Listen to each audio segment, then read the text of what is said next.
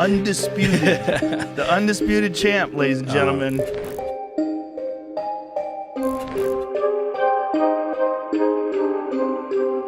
First of all, I was stunned at how strong his back was. I always knew it was good.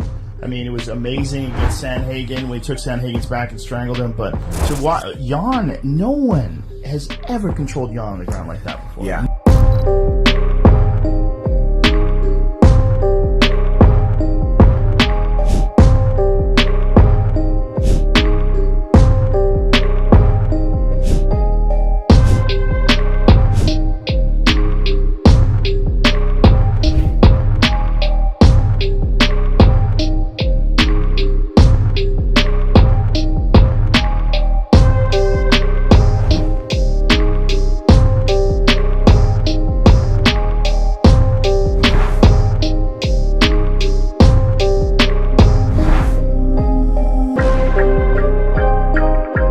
Pedro Muhnoz has been one of the bantamweight division's most underrated talents over the years. A guy who, despite having his losses, generally only takes on the very best of the best.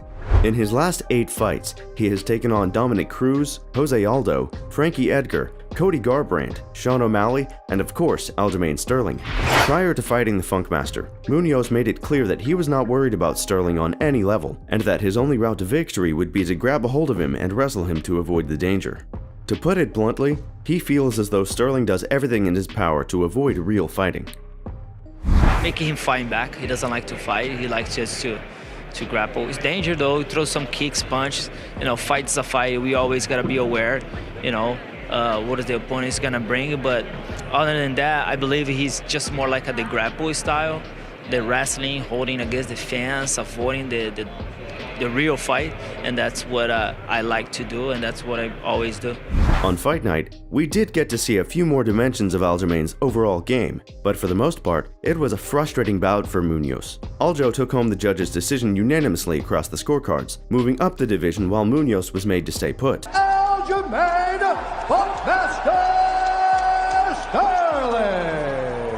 Speaking about the fight afterwards and how it compared to his recent wins over Cody Garbrandt and Brian Caraway, Muhnoz claimed that the difference was that Sterling just didn't seem interested in engaging with him, but he did give him props for his performance, which, all things considered, was commendable. You know, both of the two guys, Brian Caraway and Cody Garbrandt, you know, they came and they tried to exchange that with me. Something that Aljamain didn't do. He was, you know, smart and executed his game plan, keep it that distance, keep it that touch, move and go, touch and go. It was really good. So, because I thought, you know, the moment that he comes and try to do a fight, try to go and knock him out, I'm gonna, you know, it's gonna be open there for me to try to do the same. The Cory Sandhagen fight was most certainly a big one for Aljamain Sterling. Cory at that point was rightly seen as maybe the most promising prospect in the entire division. A highly technical and creative striker whose ability to fight at multiple ranges with a wide array of weapons seemingly made him a surefire pick for championship success. And to be honest, he might still reach that peak. But prior to his fight with Aljamain Sterling, Cory was as humble as ever, making it clear that he can only do so much when it comes to making a prediction for this fight. As it turned out, it was a bridge too far for Sandhagen at this point. Aljo put the pressure on immediately and proceeded to find his way to the back in one of the opening exchanges. This was the worst case scenario for Sandhagen, and he was forced to tap just moments later. Years after, Sandhagen would admit that he just didn't have the right mindset coming in. That Sterling of the two was clearly the one who had the right intensity coming in.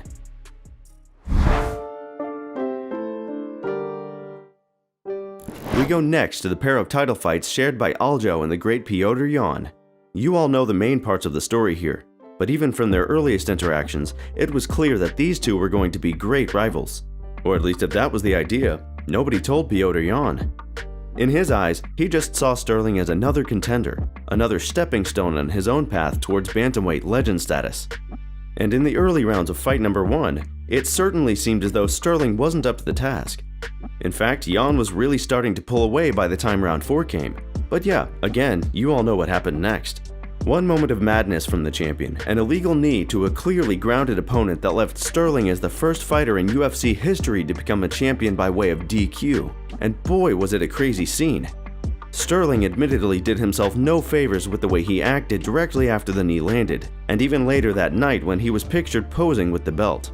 Jan had been the one to commit the foul, but 24 hours later, Sterling was public enemy number 1.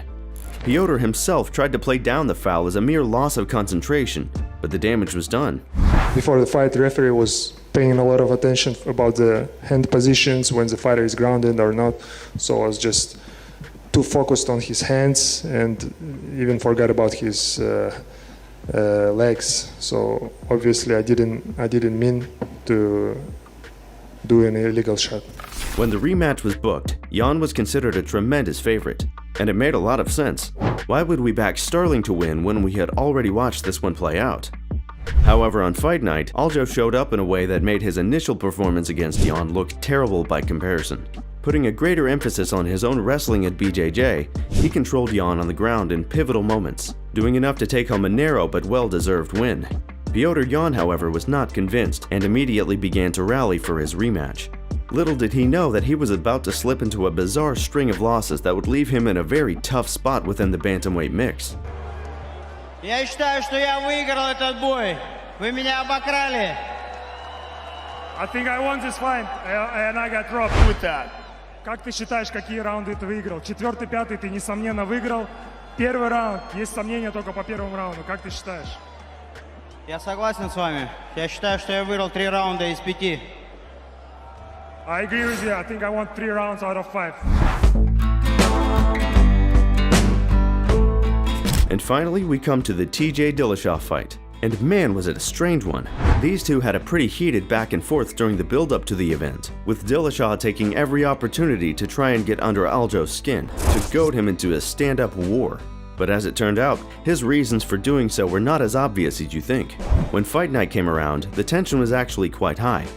Would it be the reigning champion who finally earned his long overdue respect by seeing off a proven elite of the sport? Or would Dillashaw become only the second fighter to earn the same belt 3 times in the one division? Well, as it turned out, neither scenario came to light.